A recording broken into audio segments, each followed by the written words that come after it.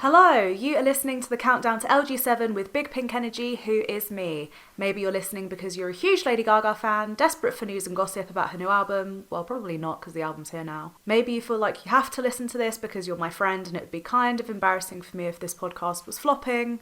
Not flopping, we're just moving on to the next one. Or maybe you're here because secretly you're in love with me. Wouldn't that be exciting?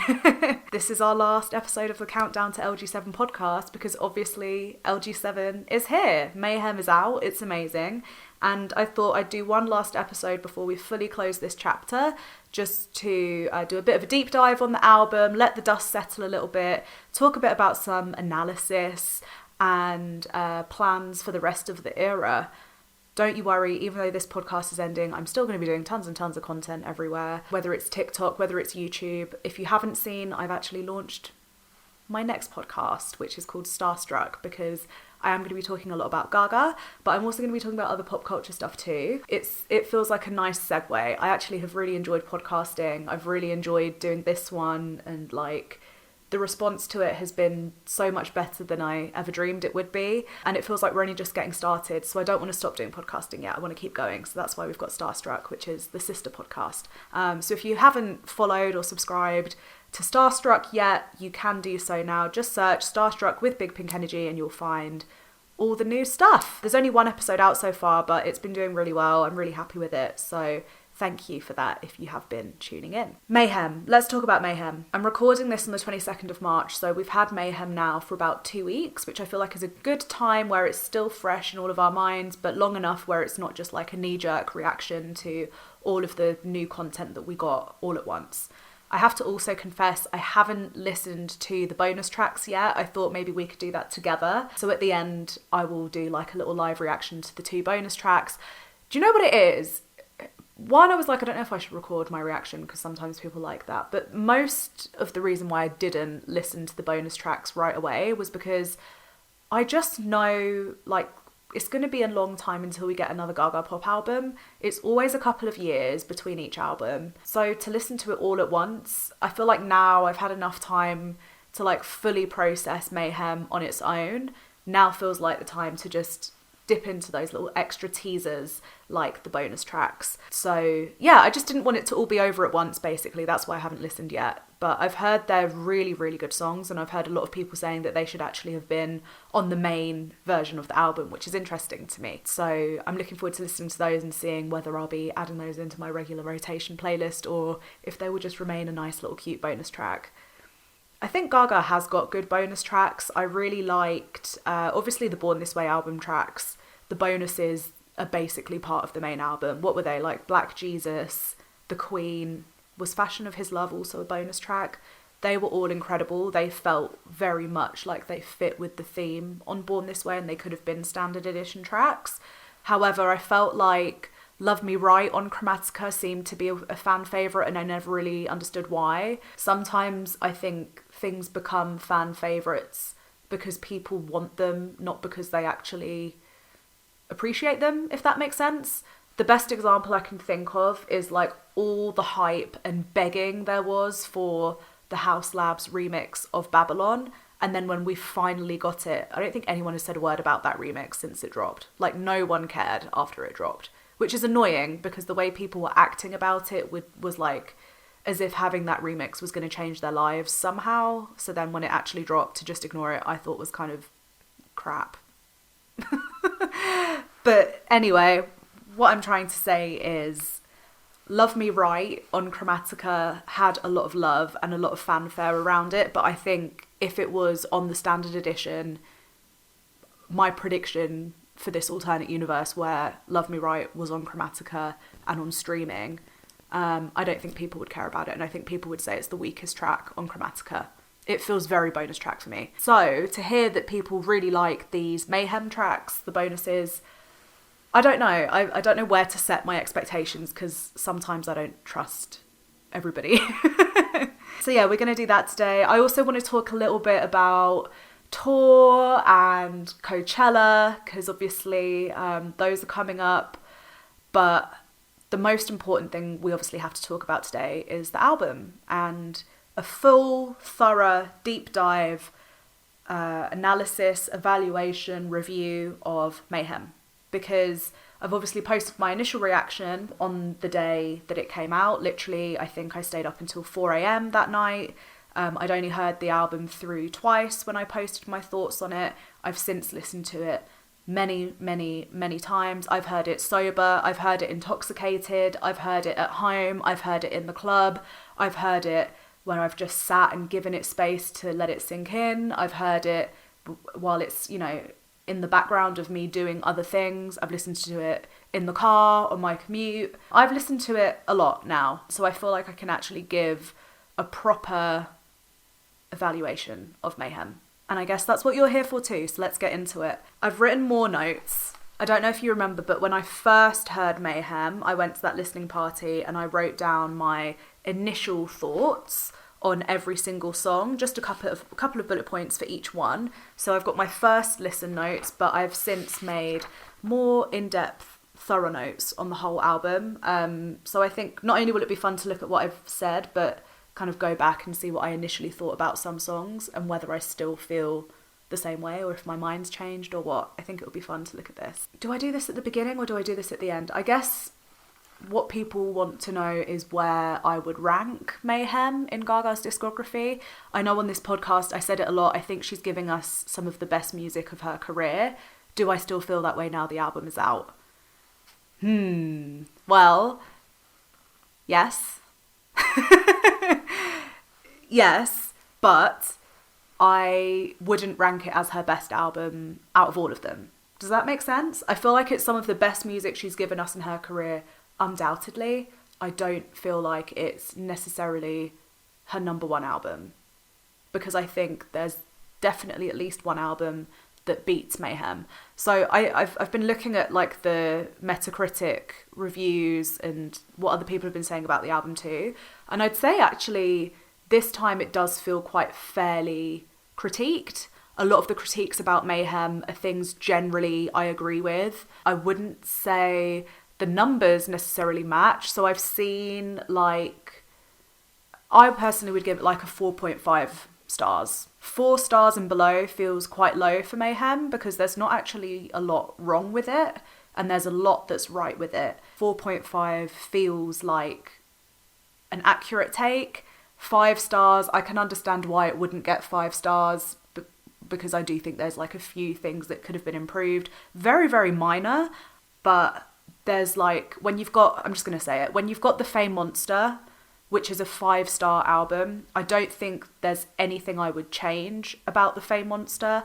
I think it still holds up today. I think it's an incredible album. I think it's insane that every single song serves a purpose. Every single song has a different, unique feeling and mood and sentiment, yet it all works together cohesively. I just think The Fame Monster is Gaga at her best, and it's not that she hasn't outdone that since, because there's definitely been moments like where she's had re-peaks in her career. It's just if we're talking about albums specifically, The Fame Monster is her best album. Like, and some of you in the comments are probably about to start telling me off, but think about it. On the same album, we have Bad Romance, Alejandro, Monster, Dance in the Dark, Telephone, So Happy I Could Die, and Teeth. I don't even know if I've said that in the right order. That was just off the top of my head. Oh, I'm missing one. What song am I missing? Speechless. Of course I'm missing Speechless.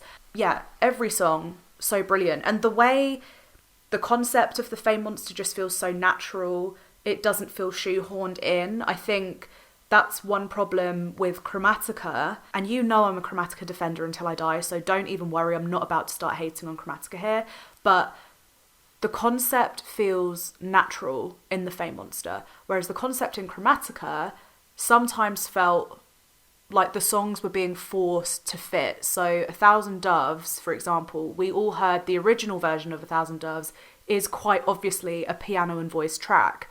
But on the album, it's this big dancey thing, and the song is still beautiful. It just feels like it's been adapted to fit Chromatica and not the other way around. Whereas The Fame Monster just feels effortless, both in like the concept, the execution, everything. It feels very authentic, very natural. So when it comes to Mayhem, I think it does a very good job of that still, because intentionally Gaga hasn't tried to make an album with like a consistent, cohesive sound the whole way through like she did with Chromatica. Listening to Mayhem, the phrase unafraid to reference or not reference constantly pops up into my head. When she said that on the set of American Horror Story, it's it's one of those quotes. I know like people joke about it, but like that seriously feels like a philosophy she kind of lives by, especially when it comes to Mayhem. But yeah, I've had a good week. I've been listening to various reviews and interviews she's done. I listened to the Las Culturistas podcast she did. I've just been catching up on all the Gaga basically. So yeah, as I said, I feel quite well prepared to talk about Mayhem now.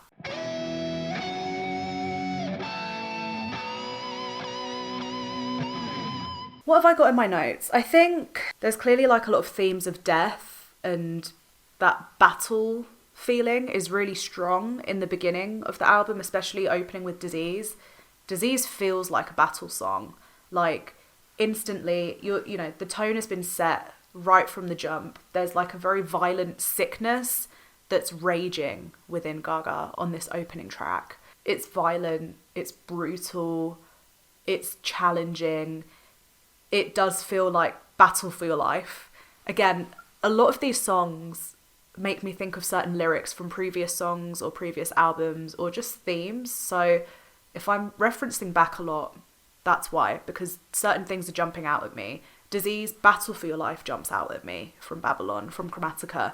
And I think before, Gaga has been cautious of being so self-referential, but now she seems to just be so comfortable with it. And I think that in itself is a theme on this album. From Disease, we go into Abracadabra. This is like the continuation of the battle. And the song it most reminds me of, weirdly, is Rain on Me. And I don't know if anyone else felt this, but like just with the music video and Dance or Die as a concept in itself, that feels like Rain on Me. Rain on Me is like literally the video opens and she's lying there with like a knife in her leg. And there's like literally knives raining down on her, weighing her down, like piercing her. And she can either just lie there or die or get up and dance, rain on me, let it rain. She's saying the same thing as Dance or Die, just in different terminology. So yeah, there feels like a synergy there with the both of those. So I guess the opening of Mayhem is almost like taking us back a little bit as a recap of like where we've been before. You know, it's been a couple of years since she released Chromatica. Let's refresh ourselves. Yes, Chromatica sounded like a happy album, but it wasn't about happy things.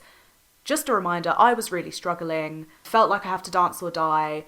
I felt like there's a sickness within me. I felt like there's a disease that needs curing.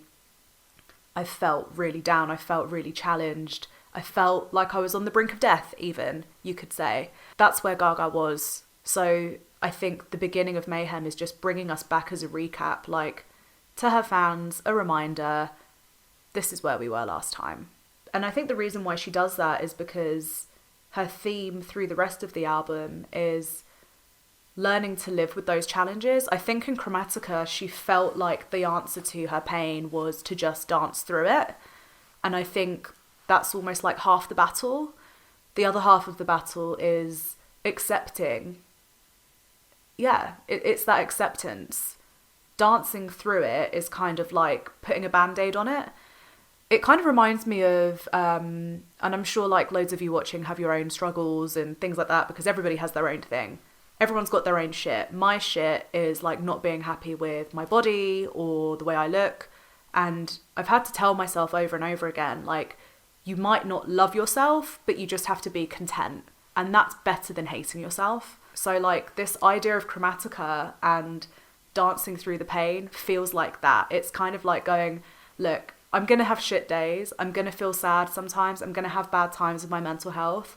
I can just power through and try and make the best of it, or I can just let it wash over me. It's kind of like a way to cope with the problem rather than actually fixing it at its core or actually making changes that are going to improve your life. That's honestly how this journey Gaga's taking us on feels. I don't know if that makes sense. I really hope it does, because I know that's a bit of a long-winded way to kind of explain what I'm trying to say. Essentially, the girl's been through some stuff. the way she dealt with it before was just trying to dance through it. And I think now she's actually addressing, why is it she feels that way? What can she do about it? And Mayhem takes us on that journey. What I really liked, I can't remember which interview it was, it might have been Las Culturistas, was that she said she wanted the album to end on a happy note because she wanted to let her fans know that the mayhem can end. And I think that is actually what this album is all about. So, as I say, we start with Disease and Abracadabra to take us back to that like fight or flight, tense feeling, that really high adrenaline. But by the end of the album, it's mellowed out and there's hope and there's a light at the end of the tunnel. And we've been going towards it this whole time. Maybe it wasn't clear. Maybe we've taken a diversion here or there. It hasn't been a straight path to the happy ending, but there is a happy ending there. So yeah, Abracadabra is a bit about that. It feels very Rain on Me in its messaging and its concept. From Abracadabra, we go into Garden of Eden, which I love. I'm so happy that a song like Garden of Eden is being released in 2025. It feels so 2008, 2009 Gaga in the best way. But that's not to say that I think it's a song she could have made then. I think it's just embracing that these are all parts of her. So, as I say, unafraid to reference or not reference, she's referencing herself. They're her nachos that we're reheating. We're not reheating anybody else's nachos, they're hers. And that's the last time I'm going to talk about nachos in this podcast, I promise. I think Garden of Eden feels like, again, that Rain on Me and even art pop escapism at play. I think where Gaga's had struggles in the past, she's been quite open about turning to substances, turning to whatever vice there is that exists to help her cope with what she's thinking and feeling. Garden of Eden is a song about like going out and getting shit-faced on party drugs, which work. And that is fun. It is fun, but it doesn't fix the core issues, I think, is what we're getting at with this. And that's why it reminds me of art pop, because art pop felt so whimsical and it was all about escapism through various substances. And so I think Garden of Eden is like a callback to that. From there, we go to Perfect Celebrity. And if we're talking about these songs being callbacks to various things she's already talked about in her career before, Perfect Celebrity feels like a quite clear callback to Plastic Doll. And I'm sure those of you listening have already made that connection. The lyrics like, you make me money, I make you laugh. That feels exactly like what she was saying in Plastic Doll. What I find really interesting is there's lyrics in Perfect Celebrity, you love to hate me. And I don't know who she's talking about here, because I know Gaga often puts multiple meanings in her songs. The most obvious one, you love to hate me, being talking about herself as the artist and the public and that relationship. You love to hate me, the tabloids, they love to write things about her. They love to, you know, the minute she puts on weight, it's in the headlines. Like, you love to hate me. It's that fueling of that negativity. But something I also thought was interesting, I've seen people say that You Love to Hate Me is about her fans, her own fans, calling us out a little bit, which, fair. But I actually wonder if she's talking to herself a little bit here, because we've already got that lyric, find my clone, she's asleep on the ceiling, referring to, you know, is she Stephanie or is she Gaga? At any given moment when she's talking to somebody or meeting somebody or wherever she is, who is she? Is she the celebrity or is she the human? You love to hate me, you make me money, I make you laugh. Like, is she actually talking to herself a little bit here? And that relationship between what it means to be yourself. I really do think that that is part of the messaging in Perfect Celebrity. There's the obvious meaning, she's the celebrity, the public loves her, the public hates her, but then there's that other level of, am I actually happy with myself? So yeah, I thought that was interesting.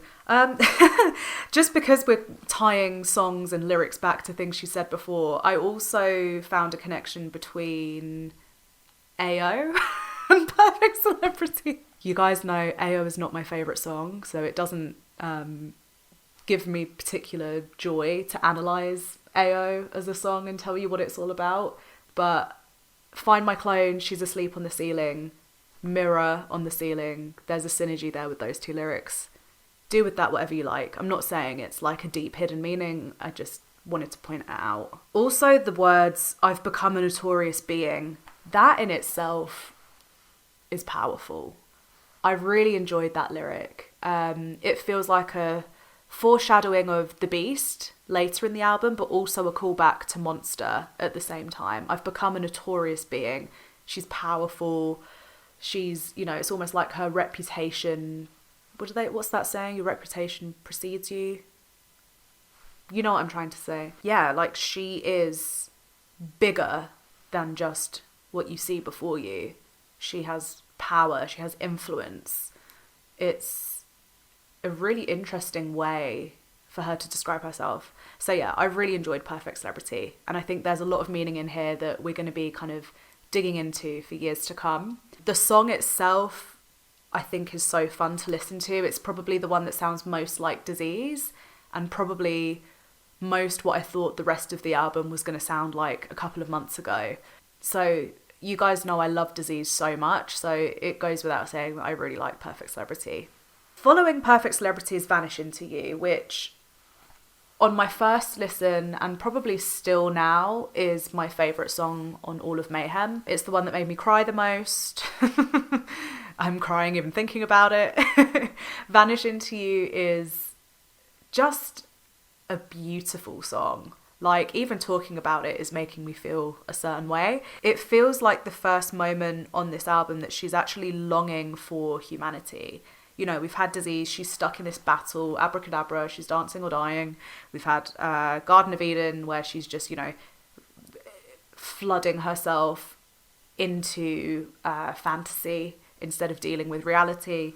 Perfect Celebrity is that angst, it's that struggle between being human and real or fake and a persona, I guess.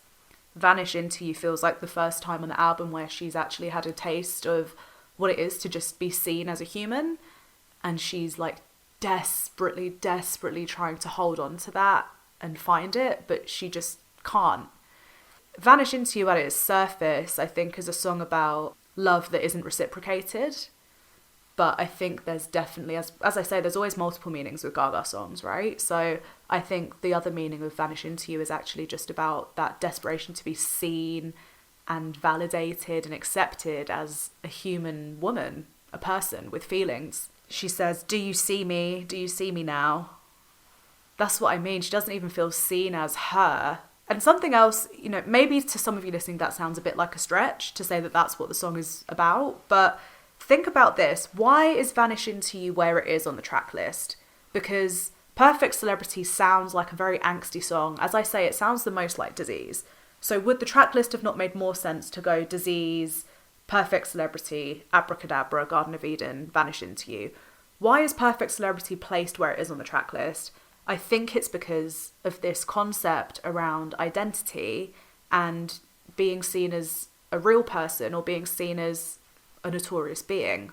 You know, no one would watch Lady Gaga on stage and think to themselves, oh, she's in a meat dress. I wonder what, you know, day to day she feels. How does she feel about love? What's Lady Gaga's love language?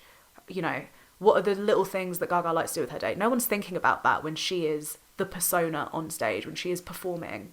But that is also a part of her. That's a real part of who she is. So I think that is why we get Vanish Into You following Perfect Celebrity. They don't sound alike. The songs don't flow into each other necessarily, but there's a reason why they are where they are on the track list. And I think that's why.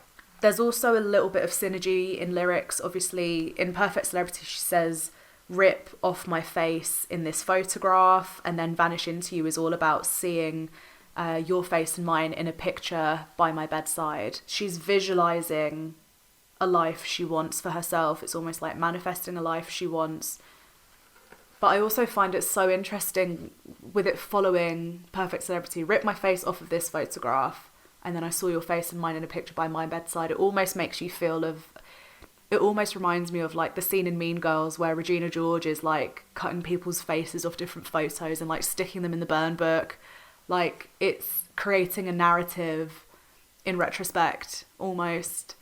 There's something quite powerful about that metaphor, I think. Also, sirens blow by our heads and the clone being asleep on the ceiling feels like there's a bit of synergy there. That lyric, sirens blow by our heads, feels like it almost comes out of nowhere in Vanish Into You. The song so far has just been about, like, I want to be with you, but you don't want to be with me. Once in a blue moon, I forget about you, but once in your lifetime, I'm yours and we're together. But for me, that's what I want my whole life to be, but for you it was just a fleeting moment. You know, that's the theme generally of the song, and then out of nowhere we get this lyric that sirens blow by our heads. So what happened? So I think, yeah, there's something dark on Vanish Into You that isn't kind of forthcoming about what that darkness is. And I think Perfect Celebrity is linked to it, because otherwise why would they be next to each other on the track list? I've also seen people talk about references to Tony Bennett on this song, and I've seen people actually arguing about, is Vanish Into You about Tony Bennett or not, which it's not that, we don't need to argue, okay? We don't need to argue about these things, it's fine. We can have a civil discussion. But I do think there is something in High on a Hill is the opening lyric of Vanish Into You. It's the first verse. High on a Hill is a lyric in Tony Bennett's probably most famous original song, Left My Heart in San Francisco. I don't think it's a reach at all to say that she's referencing Tony Bennett here. There's also various other bits that people feel like she's referenced. For Once in Your Life, I think, is another one. And then he also covered a song called Blue Moon. These can be references. We've all heard Bad Romance, where she's listing the Alfred Hitchcock movies. I Want Your Psycho, Your Vertigo Stick, Want You in My Rear Window, Baby You're Sick. That was a whole verse she wrote just about Hitchcock movie titles. Like, I don't think it's a reach to say that she's cherry-picked some Tony Bennett lyrics and references for this song. Do I think the whole song is about Tony Bennett? Personally, no, because to me it feels quite clear that it's about... It's a heartbroken love song. But also, Left My Heart in San Francisco is about heartbreak too. So that's why I think she is referencing Tony intentionally, but I don't think the song is about mourning Tony Bennett necessarily. Or maybe there is a hint of it. Maybe, you know, pain is pain, wherever it comes from. So maybe she has used some of that pain in this song. But I just don't think I don't think it's a Tony Bennett tribute song like some people believe. We Were Happy Just to Be Alive, Can I Vanish Into You? That idea of identity again and Perfect Celebrity. We were happy just to be alive. Can I vanish into you? When I die, can I vanish into you? You know, does Gaga exist without her celebrity? Does she exist without the clone on the ceiling? I think that is the theme that ties these two songs together here. And it's heartbreaking. She's romanticizing this other life where she just has a happy relationship, where she goes to bed next to a picture of her and her partner. And in this song, it's not working out that way. She doesn't have it. So it's really moving and really heartbreaking. When you sit with this song and you think about it a bit more, it's very powerful. So yeah, I love Vanish Into You, and I think it's top in her discography. Out of anything she's released so far, there's not every song she does makes me feel that way. I think the closest I've felt like this before is Speechless, with how many levels there are in that song and how raw it feels. Like you can feel the pain in the song. Yeah, just incredible. Really, really love Vanish Into You. Let me move on. So following Vanish Into You is Killer. And again, it feels like an interesting choice to put after Vanish Into You. You've got that song about just like pure heartbreak. And then Killer is about like having fun and having sex. Mostly, right? I've written on Killer, she's like leaned fully into her whimsicality. It's very playful. She is dancing with the darkness here. And oh my God, that outro is spectacular. Like, I liked the song when I first heard it. I wasn't fully like sold until that outro came in, and I was like, oh, she's onto something serious here. Like fully, I'm like fully absorbed by this fantasy. When that outro came on, I loved it. Unafraid to Reference or Not Reference again came into my head. Obviously it feels very David Bowie, and I think that's intentional. Another ceiling reference on here. Find my clone, she's asleep on the ceiling. Mirror on the ceiling and gonna make the ceiling shake. I'm telling you, these songs on first listen might sound like they're about one thing, but I think when you start piecing the puzzle together, there's multiple narratives going on here. I'm gonna be a full-time bedroom demon. First of all, I have to say, in my head, I'm pretending the lyric is full-time bedroom diva, because I think I like the word diva. Full-time bedroom diva sounds like me when I'm like depressed and don't want to get out of bed. So I love that as a phrase, and I almost want to get it on a t-shirt, but I know that's not what the actual lyrics are. I think the actual lyric is full-time bedroom demon. But even that in itself is escapism, right? And, you know, again, first listen, full-time bedroom demon. Okay, it just means I want to have sex with you all the time. You listen to it again in the context of everything else we're hearing, and you're like, no, that's escapism. That's not wanting to go back to real life. That's wanting to just stay in the play area at all times. Like Garden of Eden feels like that to me as well. And then obviously the album flows very well. In this song, she's a zombie killer. And then in the next song, Zombie Boy, that's a perfect transition. Zombie Boy is the hit that I listened to and liked it at first, and then gave it a couple more listens, and I was like, oh no, this song is everything. I love Zombie Boy. It's so fun. It's so fun, and I'm so happy it's on the album. As I was just saying, it feels like there's a switch here from Killer, where she is the predator, and now in Zombie Boy, she is the prey. You're an animal, you're closing in on me. In the last song, she was just saying, I'm a killer, you're gonna die tonight. But now it's the other way around. So I think, take from that what you will. I think this is still the same theme we're seeing on Perfect Celebrity, between like the clone on the ceiling and who is the notorious being. Is it me? Is it the human Stephanie? Is it the persona? What people think people know about me? Lady Gaga, the artist. I think there is something else going on with that. I also wrote down, I could be your type, feels like a callback to Government Hooker. I could be good if you just want to be bad. I could be cool. I could be mum if you want to be dad. Like all of those verses in Government Hooker, we've now got in Zombie Boy her saying, I could be your type. Or even Sex Dreams, she says that as well, right? We could be caught. We could belong together, art pop. She says she could be a lot. There's another song where she says she could do something, I'm sure. It will come back to me when I'm editing this, I'm sure. But she uses that we could or I could quite a lot. But yeah, it's interesting to see her use that again here. Love Zombie Boy. Listening to it feels like American Horror Story, where she's the countess and everything almost has that like Vaseline soft lens on it. I really like it. It feels opulent. It feels sexy. It feels playful. And I have to say, it came on when I was out in the club last week, and oh my god, dancing to Zombie Boy in the club is so fun. Very grateful for that experience. Going on from Zombie Boy, we have Love Drug. Now this point in the album onwards is where I'm like, we're currently at 5 stars, and then we start to just go down slightly. Not by a lot. I like Love Drug. It's full escapism, reminds me of art pop. The album, that concept of escapism and wanting to not face reality. Obviously, she did tease the lyrics to Love Drug in the album artwork for Harlequin. There was writing on the wall, I just need a dose of the right stuff. Turns out to be Love Drug lyrics. I've got what Love Drug is essentially about is that synthetic love is fine. I don't want to feel, I don't want to cry. Even if this isn't a real feeling, I'm chasing that because I don't want to face reality. Don't know if that makes sense, but I was reading, I don't know about you guys, but I love Reddit, and I was having a read, I don't know if it was relationship advice or like confessions or one of those kinds of subreddits, but someone basically said that they'd taken ecstasy and had a night out and fallen in love with their best friend, and they were saying like, what do I do now? You know, we've had this night together, we kissed, I don't know if our friendship is over.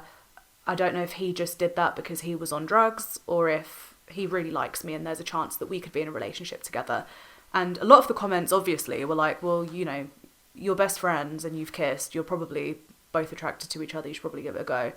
But there was one comment on there and it was like, don't forget what you experienced was a synthetic feeling. You might have felt very real in that moment, but it wasn't a natural feeling. It was induced by the drugs you'd taken. And Love Drug, the song, made me think of that comment that I read. And I think what she's kind of getting at in the song is it doesn't matter if the relief I'm feeling is actually real or fake. I don't care. I just want it anyway. I hope that makes sense. She says, I taste the last words that you spoke to me like wine. That made me think of So Happy I Could Die, Happy in the Club with a bottle of red wine. Again, it's that like dulling of the senses. It's that pushing away reality and fully embracing escapism. Even if it's not real, it doesn't matter. That's the preference. I'd rather have this fake experience and enjoy myself than have to face reality in the darkness. That's what's going on. It's like she can't move on. It's like she's stuck in that moment. Love Drug itself, I really enjoy the song. I like listening to it more as an album track than standalone, if that makes sense. I like listening to it in the context of Mayhem, whereas a lot of the other songs I will just play because I want to hear them specifically. Like I might be on the train and I'll be like, I'm going to listen to Garden of Eden, so I'll play Garden of Eden. But Love Drug, I'm not really reaching for it in that way. However, when I listen to everything start to finish, that's when I really enjoy this song. How Bad Do You Want Me is one of the more discussed songs I've seen online. Everyone has a lot to say about this song. And, you know, I did originally rank it fairly low, I guess, until I watched whatever interview it was that she talked about How Bad Do You Want Me. I think, again, it was Las Culturistas. And kind of realising that the song is more ironic and playful than I gave it credit for initially, kind of like flipped a switch in my head a little bit, and I've got a bit of a newfound appreciation for this song now. Let's just address this. Everyone is saying it sounds like a Taylor Swift song. I am not a huge Taylor Swift fan. I actually wouldn't say I am a Taylor Swift fan by any definition, but I have heard her biggest songs, obviously. I can see why people would say that. Without having dipped into her full catalogue myself, I couldn't say, oh, it sounds like this Taylor Swift song, or it sounds like she's copied this melody or whatever. I truly don't listen to Taylor Swift that much, ever. But what I can say is that I've listened to Gaga a lot, and I do think, don't count out Gaga's ability to make fun pop music. She's given us a lot of these campy pop songs that go all in on just being pop. That, again, it does feel, to some of you, like a Taylor Swift reference or tribute. To me, it feels like a callback and again, being self-referential. It feels like The Cure. It feels like Why Did You Do That from A Star Is Born. It feels like The Queen. It feels like Fashion of His Love. But it feels intentionally campy. And it feels, you know, she spoke about this on the Las Culturistas interview where she was like, how bad do you want me? Like, that is... She knows how it sounds. It's a bit unserious. But there is another hidden message in there, which I really enjoyed her explaining, where she was kind of saying the way women are perceived, especially like if you're supposed to be a bad girl or a good girl, like what that means out in the world, but also how you're perceived in relationships. So, you know, it's like the bad girl versus the good girl. Is she seen as a bad girl just because she does certain things or dresses a certain way? Is she actually, you know, soft and good and pure at heart, even if she, you know, does things that are seen as stereotypically bad? I think this is all part of the discussion. Or is she the perfect celebrity? That girl in your head ain't real. How bad do you want me for real? The image you've created of me, the perfect celebrity maybe, isn't necessarily who I really am. It's a psychotic love theme because she's on your mind all the time, but that's not even who I really am. So there's something more with this song than I think we're not giving it enough credit.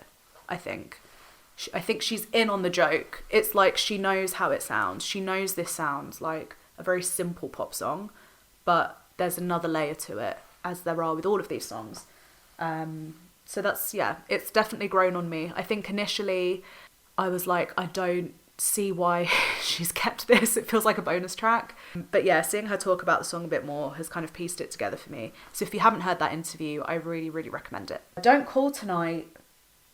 Now this is, with time, I still haven't managed to find appreciation for this one, I'm afraid. This is, I think she should have kept this off the album, because I explained in the beginning why I love The Fame Monster so much.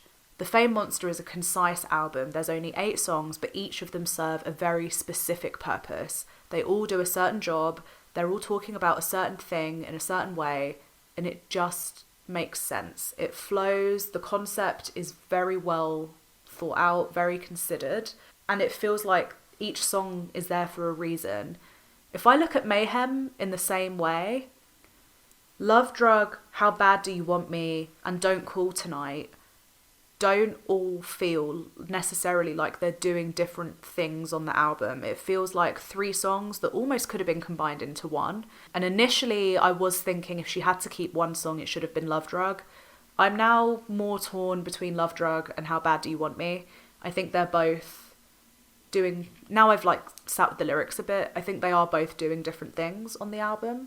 But Don't Call Tonight absolutely is not adding anything that isn't already being served to us by Love Drug and How Bad Do You Want Me. I think we could have got rid of it. And I think actually that is what makes Mayhem a 4.5 and not a 5 for me, because it just feels filler. And I don't ever want to think that Gaga is making a filler track. And I don't ever want to say that certain songs feel like filler tracks to me, but that just does. I'm sorry. It really does. I think even the messaging is nothing new. I think the messaging of Don't Call Tonight, like the narrative is kind of saying that she's realising that indulging in a false relationship just isn't sustainable. As I say, we've already kind of discussed this in Love Drug, with that idea of like a synthetic feeling keeping you going, and indulging in it even though you know it's not real. It's kind of like the sound isn't really anything that different from Love Drug and How Bad Do You Want Me. The concept isn't anything that different. It slows down the album. It makes that whole segment feel like we're listening to the same song. So yeah, I think Mayhem is a lot stronger when we just axe Don't Call Tonight. I'm really sorry if that's your favourite song. Don't hate me, it's just an opinion. The one thing I did find interesting about Don't Call Tonight is the lyric, I look in the mirror at the girl staring back at me, but they're your eyes. They're your eyes staring back at me, even though I'm looking in the mirror. Again, sounds like she's talking about a relationship, but I think that still ties into this whole perfect celebrity, clone on the ceiling, killer versus zombie boy, predator versus prey. That's that theme, just continuing through still. Then we get to Shadow of a Man, and my God, what an incredible song Shadow of a Man is. Again, unafraid to reference or not reference. I don't really want to talk about this too much because I know it's a very controversial subject, but Shadow of a Man clearly does sound like a very famous male artist, and I think that's intentional. The song is literally called Shadow of a Man. It's literally about, you know, if you're living in somebody's shadow, you are behind them. You are not measuring up to them. You are not surpassing them because you are in their shadow. They're in the light and you are behind them. So whatever you do will never surpass where they are. So having this song sound very similar to what many people describe as the king of pop and his work, that feels like quite an obvious reference she's made there, very intentional. Conceptually, obviously, as I said, before we even heard the song, I knew this was going to remind me of Dance in the Dark and Shiza in terms of the concept, and I'm glad that they do, now that we've got the song. I don't want to fade into the darkness tonight, show me the light. She doesn't want to be completely engulfed and completely lost to the dark. She wants to thrive in it. Same themes as Dance in the Dark, same theme as Marry the Night. It's not even just about embracing the darkness anymore. Like, we talked about the beginning of the album and where we left off with Chromatica being like, she's struggling, she's learning how to thrive even in these dark conditions. It's dance or die. She's not saying anymore that I'm just gonna live in the darkness. It's about actually thriving and making moves even in the shadow. I think that's why it is where it is in the track list. Again, you could put Shadow of a Man after Abracadabra if you're interpreting it as it's dance or die, I'm just trying to survive, I've got these challenges, I've got these things I'm going through, but I'm going to survive anyway. Like, if that was the takeaway message, Shadow of a Man would be after Abracadabra, but it's not. It's towards the end of the album because we're starting to find resolution. She's not where she was with Love Drug, just being like full on escapism, not facing reality. It's kind of like she's come back to earth now and she's doing what she needs to do. She's starting to get to that end point. We're starting to see the mayhem soften. Following Shadow of a Man, we have The Beast. And I think that's really interesting because The Beast is all about her being in a relationship with a werewolf, but actually it's about her relationship with herself and how Michael, her fiancé, is with her as well. She's like, you can't hide who you are. It's 11:59. Can I just say, I don't like The Beast. I don't like the song. I don't enjoy listening to it. It's not my favourite. But what I really do appreciate are the lyrics and the concept. For me, The Beast, like, if it was a poem and I could read it, I would really like it. But to listen to as a song, it's not my favourite. Again, just my opinion. So if your opinion is different, that's fine. It's okay. We can still be friends. And that's why, like, even though it's not my favourite song and I don't enjoy listening to it, I would keep it on the album and the album would still be 5 stars for me because at least it's saying something and it's moving the narrative along in a way that Don't Call Tonight just isn't. You can't hide who you are, 11:59. There's duality here. Again, Perfect Celebrity. The clone on the ceiling, in some ways, is who she is in the day and who she is under a full moon. Is she a werewolf? Is she human? It's all the same theme, all coming together. And then following The Beast, you have Blade of Grass. I've seen Gaga talk about Blade of Grass as in it's like still quite a sad song, almost. And I think it does have resolution.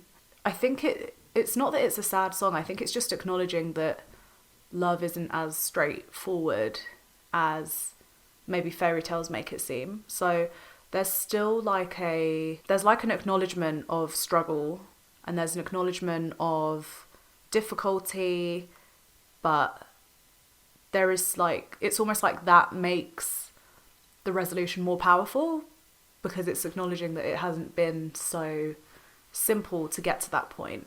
It's like the payoff is more rewarding having known that there's that work that had to be done to get to that point, if that makes sense. So I think Blade of Grass is a really special song. I know not everybody likes it, but I really like it. I think it's really lovely. I think it's as much as a message to us that you can find the joy you deserve, and Gaga's found the joy that she deserves, as much as it is just about Gaga singing about her relationship. So I think, again, in that interview I listened to, she spoke about there being an important message that there is an end to the mayhem and it's not all chaos and it's not all darkness all the time, and that being almost like a hopeful note to end on. And I think that is definitely part of this song being where it is. And then to go from that to Die With A Smile is almost like reinforcing that, but also saying, even in the eye of the storm, even if the world is ending, it's okay. There's hope. So I think the concept of the album on its first listen maybe isn't super obvious, but now that I've sat with it and now I've listened to all the interviews she's done and things like that, for me this is a really strong conceptual album as it is in sound. I think the lyricism is great. It's got some really great writing. As I say, even though I don't like songs like The Beast, it's still absolutely deserving of its spot on the track list for me, and might not necessarily like listening to it, but I think it tells the story really well, and that's why I appreciate it being there. So that's why Mayhem for me gets a 4.5 out of 5. I also wrote in my notes, I was trying to sort of challenge myself and say, well, if I don't think that this is her best album, then why is that? So I've already spoken about the Love Drug How Bad Do You Want Me, Don't Call Tonight segment needing to be stricter and like tightened up to make the album that much more powerful and focused and considered. So I've already spoken about that.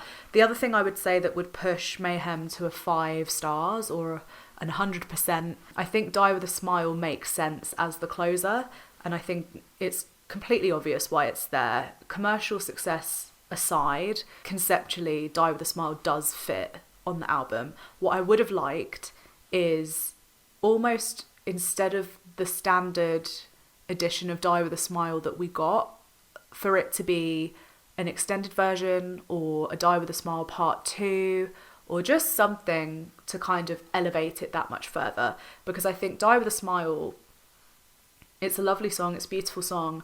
It's not Gaga coded in the way everything else is on this album.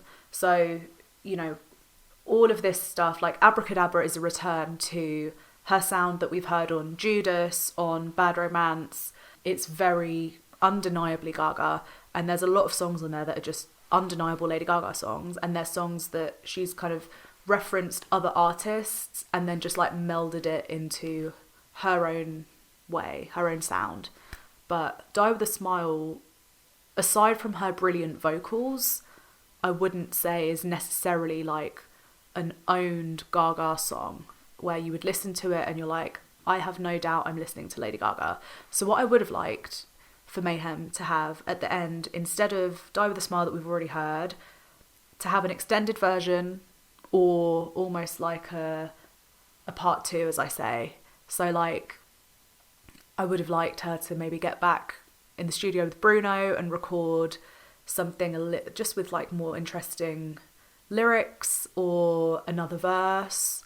I think the guitar, the break in the song between the final chorus needed like it needed to be lengthened, where she's doing the mad dancing like that and she's da, da, da, da. That should have been extended out, made bigger, made a bit trippier almost.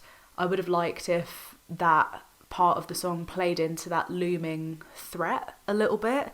If the world was ending, I'd want to be next to you. Okay, so make it feel like with the music, the world could end at any minute. Do you know what I mean? I think there could have just been something tweaked or added or explored a bit further to just make it that much more Mayhem feeling. And I think you still could have had that same hopeful message at the end of the album. I think it still would have felt cohesive, but I just think that could have been pushed even more. Like Gaga's verse on Die With A Smile, the lyrics aren't challenging or pushing the envelope in any way. And I've spoken about this before, where like I always gravitate more towards the Gaga songs that are more whimsical, more metaphorical, and I struggle more with the ones that are more on the nose, more literal. So Joanne, for me, wasn't a very whimsical album. A lot of the songs were quite straightforward in the way they would talk about things. They weren't creative in concept, in the way they tackled what they were talking about. A great example I've already said is Speechless. Like, you wouldn't know listening to Speechless, even if you read the lyrics over and over again, until Gaga herself tells you the story that that song is about convincing her dad to get open heart surgery. That's not an obvious connection you make, but then when you do hear it and you listen back to it, you appreciate it that much more, knowing that it had all of that story behind the song. Or even The Edge of Glory. Like, The Edge of Glory, again, is about, you know, losing her grandfather and having that moment before he passed with her dad where they're literally having a drink together and just reflecting. And then she wrote The Edge of Glory about that moment. It's brilliant songwriting, it's brilliant storytelling. I don't think Joanne had those moments where it was like, I'm dealing with something very real, very serious, very emotive, and I'm going to talk about it in this really beautiful, artistic way. It just, and it's not to say that every time she writes about something it has to be done in a whimsical way, because I would even say something like Shallow on A Star Is Born still feels more powerful, more creative than a lot of the songs on Joanne, than the way the writing is on Die With A Smile. She doesn't have to give us that every single time. I just would have liked it for Mayhem specifically, because there is so much concept and creative expression on this album, especially with the lyrics. Like I say, even the songs I don't enjoy, the only song being The Beast, and maybe even Don't Call Tonight, even on those songs, the writing and the lyrics are still impressive to me. Die With a Smile, Lost in the Words That We Speak, I don't even want to do this anymore because you already know what you mean to me. Our love is the only war worth fighting for. That's the only solo Gaga lyrics we get.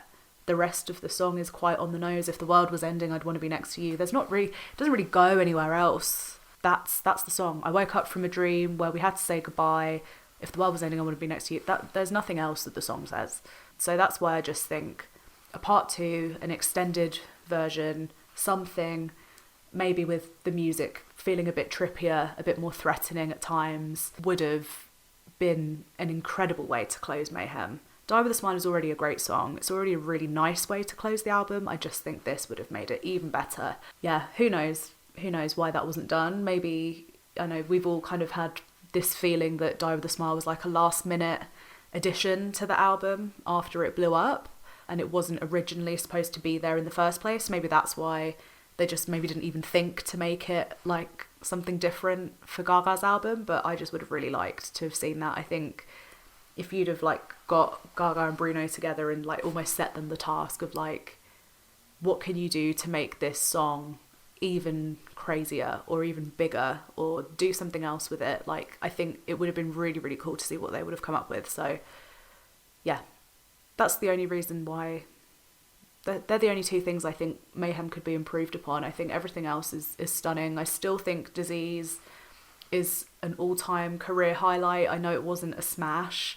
I know everyone prefers Abracadabra, but Disease for me was just so incredible. Like, what a moment. I'm still like so happy that she gave us that. I think it's just incredible. What else did I write in my notes? I put Hope After Chaos, obviously ending on a positive. Themes of death, battling, dual personality, dance or die.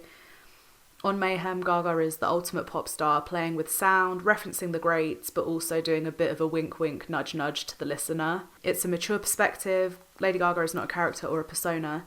She isn't taking on a way of speaking or acting in this album cycle. I don't know if you guys have noticed that, like in her interviews and stuff.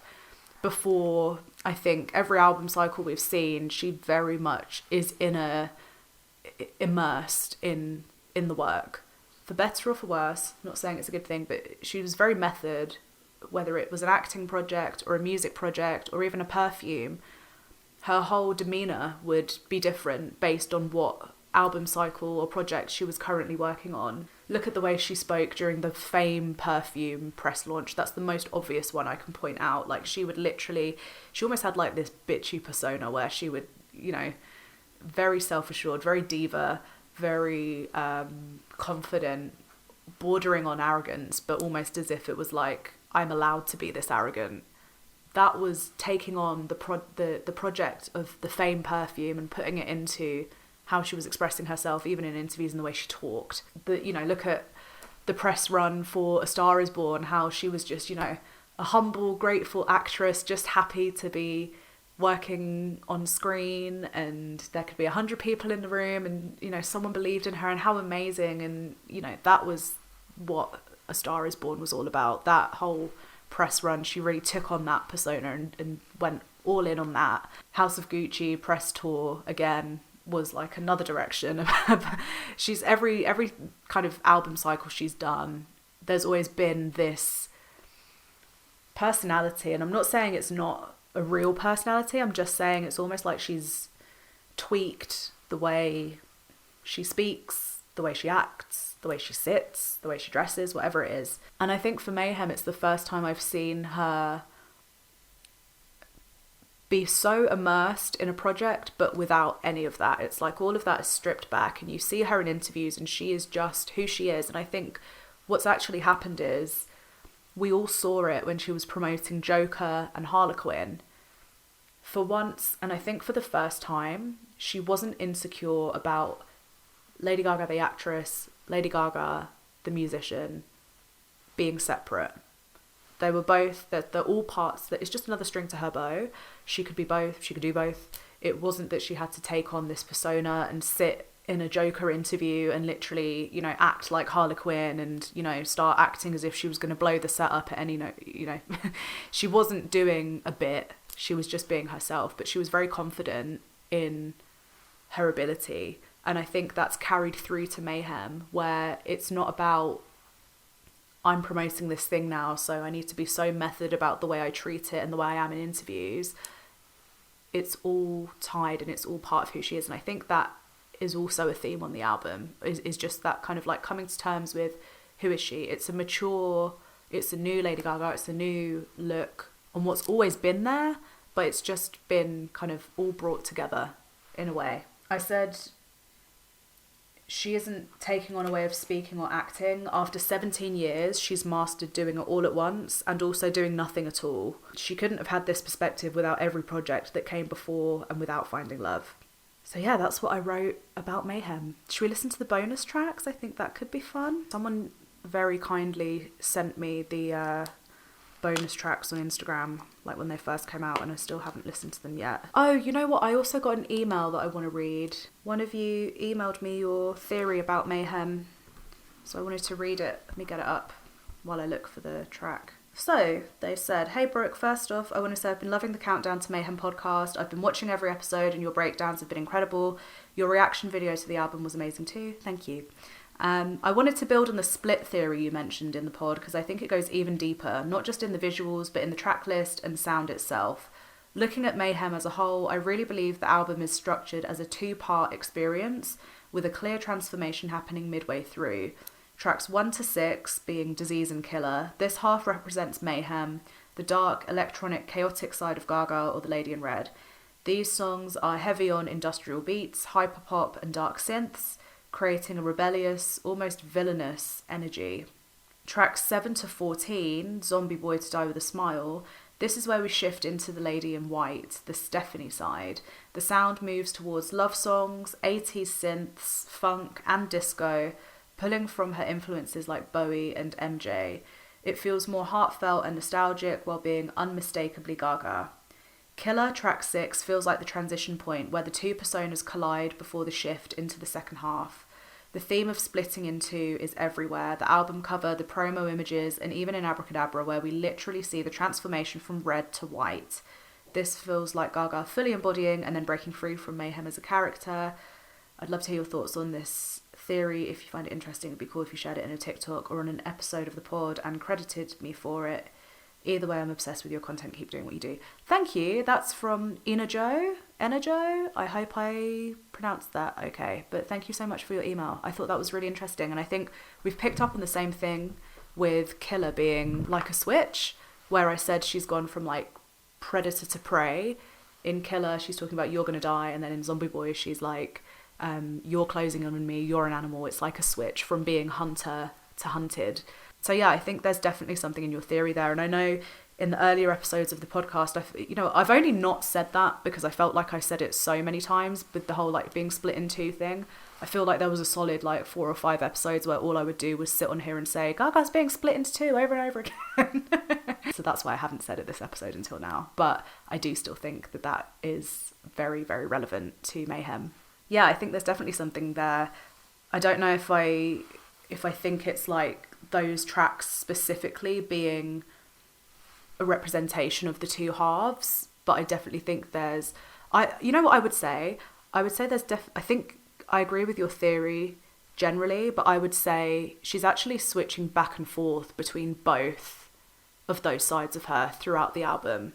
That's the only part I think we have different opinions, because I think a lot of where I've called out the lyrics in this podcast episode of like certain things feeling like certain callbacks to songs she's done before or earlier points in the album, I think she's actually constantly switching between those halves of herself, or maybe being split over and over and over again. Sorry, I had to say it one more time. But yeah, I thank you for sending that. It's really nice to read someone else's perspective on something that I've always felt like I think about these things a bit too deeply, a bit too much. So it's nice to see like you guys also really like embracing the mad analysis side of things. I love it. Keep sending it in. And yeah, thank you so much for that. That's amazing. Let me listen to these bonus tracks.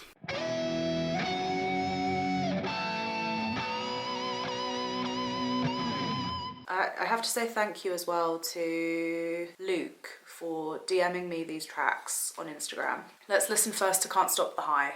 This is so good. I love this. I love that this also has like a really good outro. God, her vocals in that were amazing. I thought, after we heard Disease, I thought the album's gonna have more songs like this. So yeah, big fan of that one. Let's listen to Kill for Love. I love these vocals. Her vocals in these songs are insane. Does every song on Mayhem just have like an excellent outro? Wow. Okay, initial thoughts. Kill for Love should have been on the album in place of The Beast. It does the same storytelling that I enjoy with The Beast, but it's actually nice to listen to. I think, however though, I can see why it's a bonus track just because I think it does sound quite similar to Shadow of a Man and Love Drug.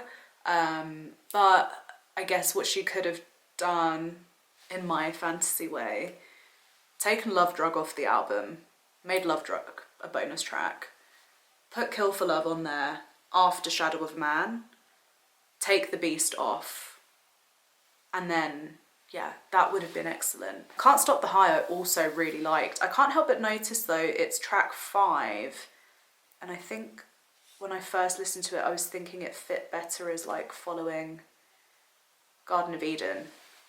I think the theme of it felt more aligned to Garden of Eden to follow on from that rather than Perfect Celebrity. But yeah, I'm really happy with those album tracks. I think for bonus tracks, they're incredible. I'll definitely be adding those to my regular playlist. I really enjoyed those. Yeah, wow. What a gift. This album is such a gift. Well, I guess now it's time to wrap up the Countdown to LG7 podcast. I guess we're here. The countdown is over. We've listened to everything. Coachella is around the corner. I know Gaga's planning something insane. She keeps bringing it up in like all the interviews, so I know that she's definitely very excited to do something cool at Coachella. And if I haven't mentioned it enough times, I'm going to be there weekend 1, so I'm going to get to experience it in real life, right in front of me, as a surprise in person, rather than watching it online, which I'm so grateful for. I never thought I'd do something like go to Coachella, and especially to see Gaga there, it's like such an exciting thing I'm getting to do. So really, really excited about that. I definitely need to work on my outfits though, because I have not sewn a thing apart from a pair of gloves. So I really, really, really need to get on to like making my Coachella outfits more seriously. Coachella I think is going to be really special, and then I think she'll probably adapt the Coachella set slightly for this sort of mini tour she's doing around the world. She's obviously doing Brazil, Mexico, Singapore. I think we'll get like a version of the Coachella show in those countries, but I'm not going to be surprised if she's going to tweak the set list. Like, I don't know if you guys remember the first time she performed Americano was in Mexico at the Monster Ball, which it's a version of Americano I still listen to every now and then because I maybe actually slightly prefer how she performed it in Mexico to how it is on the album. It made me appreciate Americano in a different way, hearing how she did it at the Monster Ball. So I could see her doing Americano there, especially because she brought it back for the jazz and piano show, and especially with the theme of it being so relevant with what's happening in the US. I could see her bringing back Americano for the Mexico shows.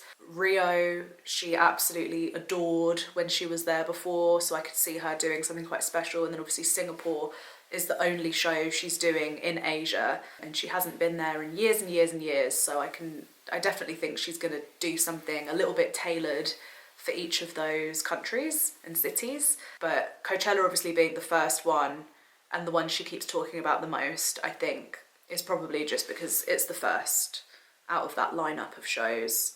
And yeah, I think she is going to do something slightly different for each of those 4. And then I'm hoping we get a tour announcement soon, because I just want to know what's going on. I need to know where I need to be putting my money, like organising what I'm doing just for me. That's why I want the tour announcement personally. But yeah. Is there anything else I needed to talk about this time around? I think that's everything. Obviously, if you've been enjoying this podcast, please do not forget to subscribe to my new podcast, Starstruck. I'm going to be talking about Gaga a lot, but I'm also going to be talking about other pop culture things because, you know, as sad as it is, the Mayhem era is not going to last forever, and she's going to hide away again for a while at some point, and we're going to have to talk about other things for a bit. So Starstruck is going to be about other things, not just Gaga, but it will still have a lot of Gaga, hence the name. Some episodes are going to be like deep dives and analysis, things I know you guys like, and then some are going to be more like this podcast where it's a little bit more kind of latest news, pop culture, what's happening, discussion. Sometimes I'm going to have guests, sometimes I'm going to be doing it solo. It's going to be a mix. I'm just going to let it go wherever it takes me, and yeah, I think it will be really fun. The first episode has been doing really, really well so far. I think at the time of me recording this, how many views have we got on YouTube from the first Starstruck episode? It was the one all about the LGCU, or the Lady Gaga Cinematic Universe. If you're interested in hearing the first episode of Starstruck, it's all about my theory on how each of Gaga's videos piece together into one story. And yeah, we're currently at 11,000 views, which is a crazy number. So really happy with that. Stupidly, I didn't realise I couldn't show music videos in my YouTube stuff without being demonetized. So I spent like weeks researching and writing, and then like a long time recording, and then even longer editing and doing all these like bespoke video graphics for the Starstruck podcast, only for it to like not be monetized because I've showed Gaga's music videos in the video. So that's kind of annoying, but it's fine. It's a learning curve. I won't mourn the money I could have made on that. It's fine. Plenty more to come. Just an incentive to keep going. And now I know that that's going to get me demonetized. I won't be doing it again. But to be fair, I think for that episode, you actually really do benefit having Gaga's videos up, even if it means I didn't make any money from it. It helps kind of tell the story I was trying to tell, so no regrets-ish.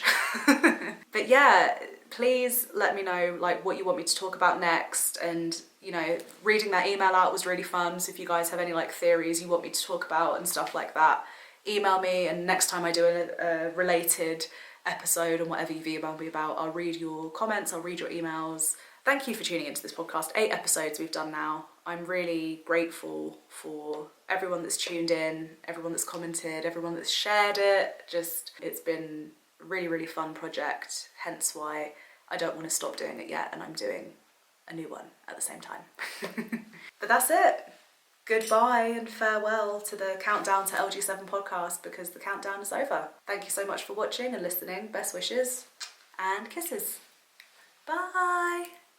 See you on Starstruck. I promise it's as good as this one, if not even better. Bye.